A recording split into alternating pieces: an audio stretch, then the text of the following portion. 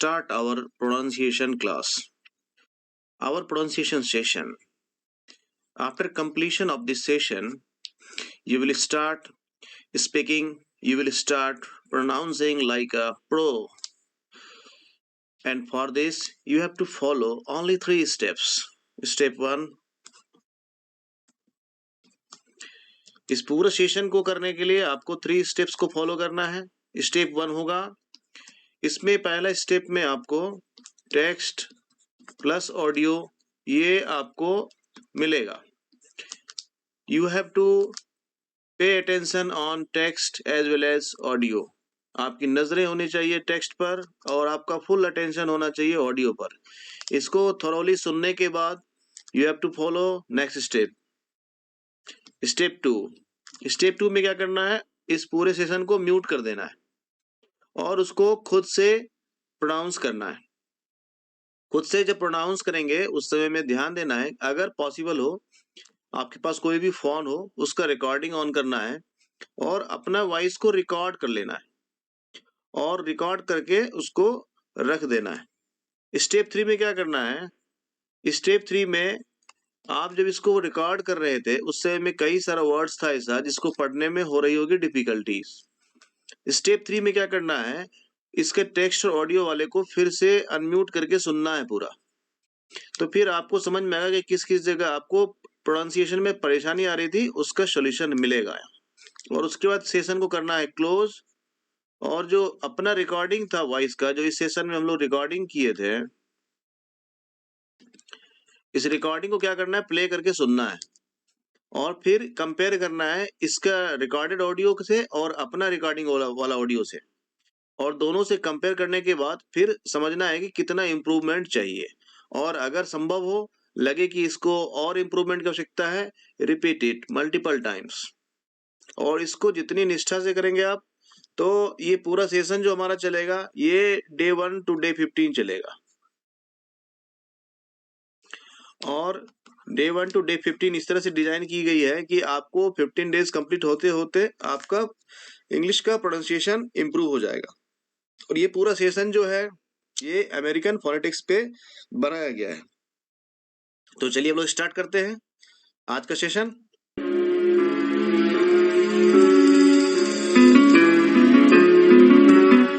I'm Nicole Nichols. And I'm Steve Ember with the VOA Special English program, People in America. Today we tell about one of the great labor activists, Cesar Chavez. He organized the first successful farm workers' union in American history.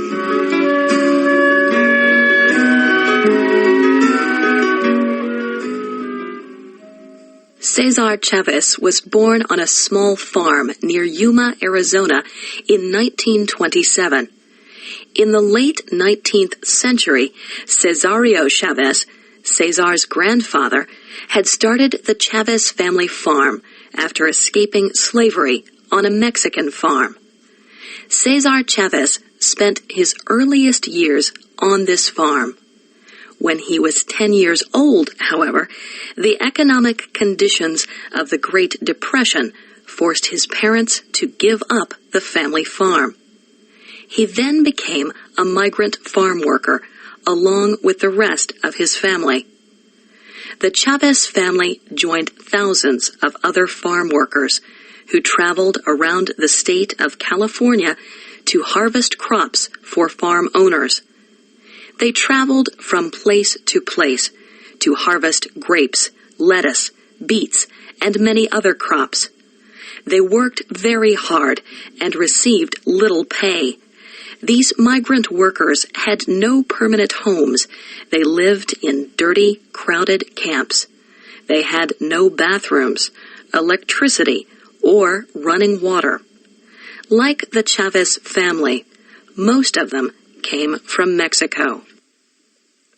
Because his family traveled from place to place, Cesar Chavez attended more than 30 schools as a child. He learned to read and write from his grandmother. Mama Telia also taught him about the Catholic religion. Religion later became an important tool for Mr. Chavez. He used religion to organize Mexican farm workers who were Catholic.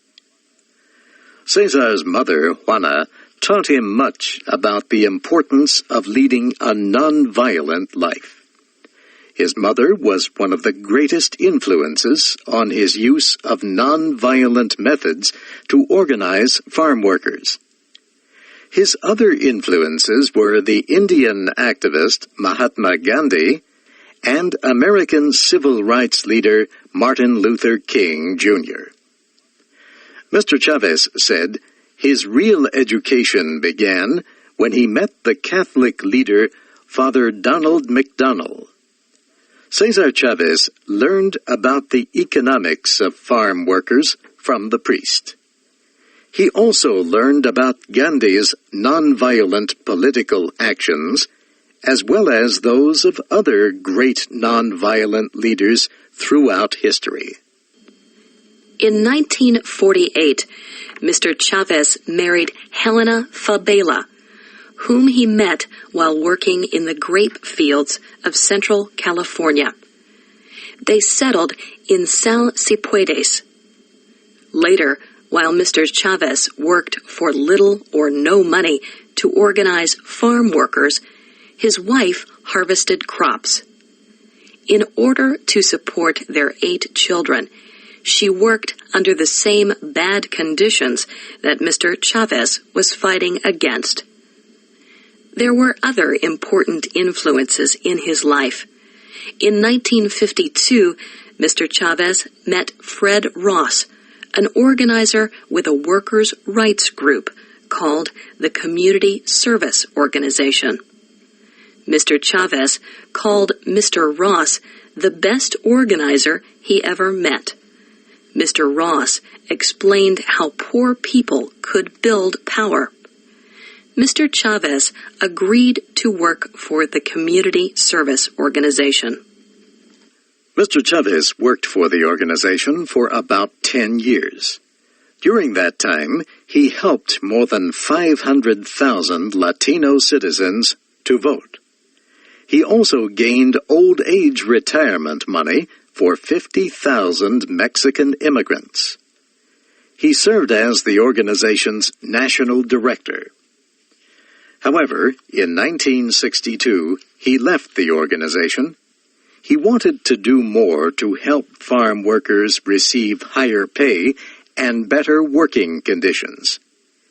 He left his well-paid job to start organizing farm workers into a union. Mr. Chavez's work affected many people. For example, the father of Mexican-American musician Zac de la Rocha spent time working as an art director for Mr. Chavez. Much of the political music of de la Rocha's group, Rage Against the Machine, was about workers' rights, like this song, Bomb Track. It took Mr. Chavez and Dolores Huerta, another former CSO organizer, 3 years of hard work to build the National Farm Workers Association. Mr. Chavez traveled from town to town to bring in new members.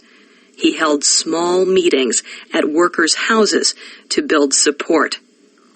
The California-based organization held its first strike in 1965.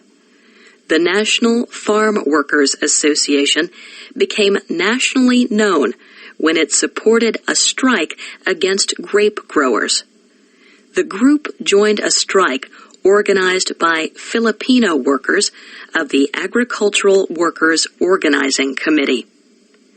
Mr. Chavez knew that those who acted nonviolently against violent action would gain popular support. Mr. Chavez asked that the strikers remain nonviolent, even though the farm owners and their supporters sometimes used violence.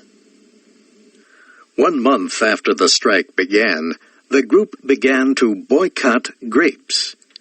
They decided to direct their action against one company, the Schenley Corporation. The Union followed grape trucks and demonstrated wherever the grapes were taken.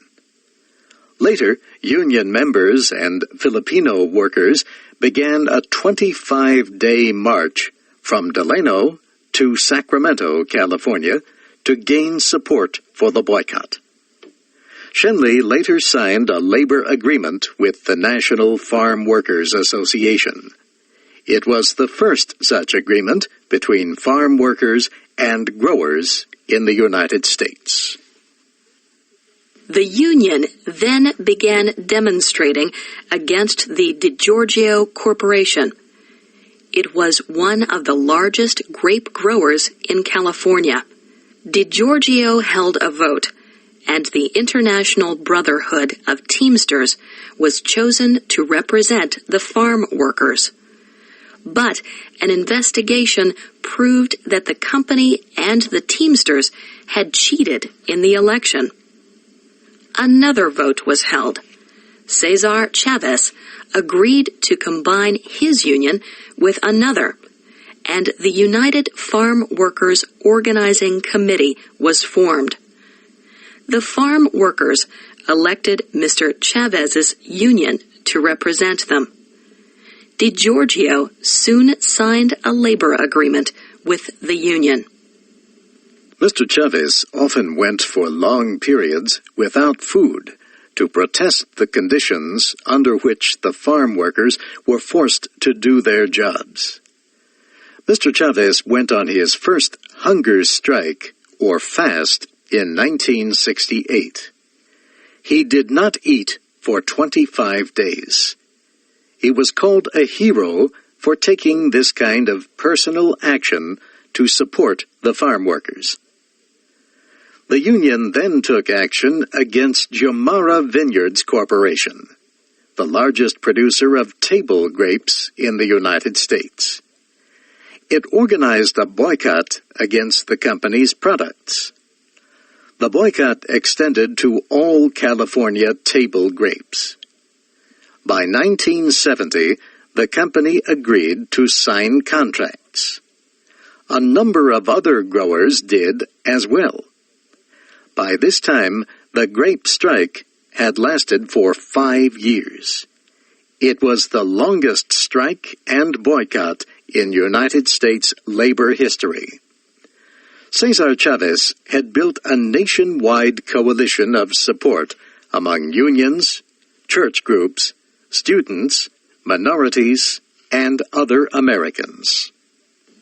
By 1973, the Union had changed its name to the United Farm Workers of America. It called for another national boycott against grape growers, as relations again became tense.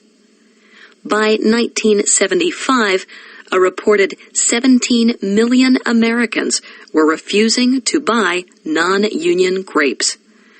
The union's hard work helped in getting the Agricultural Labor Relations Act passed in California under Governor Jerry Brown. It was the first law in the nation that protected the rights of farm workers.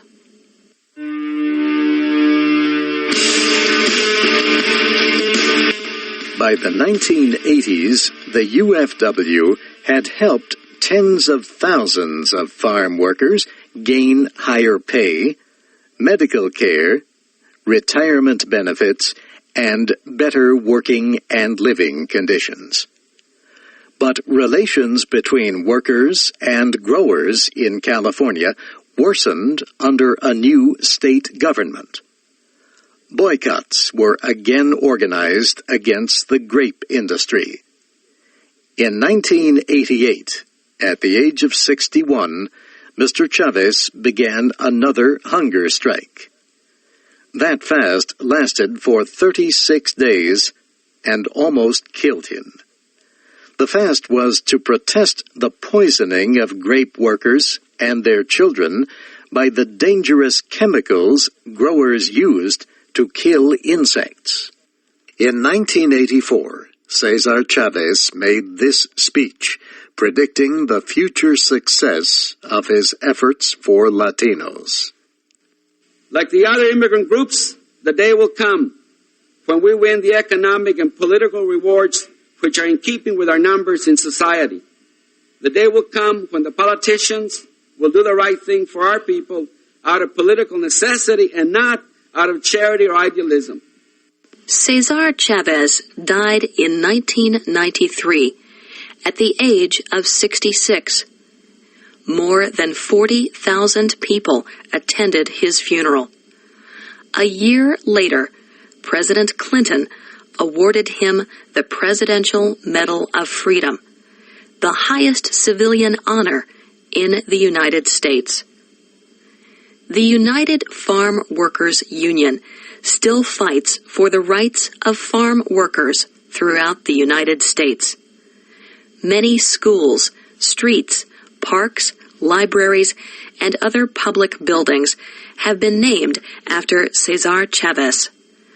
The great labor leader always believed in the words, "Si se puede," it can be done.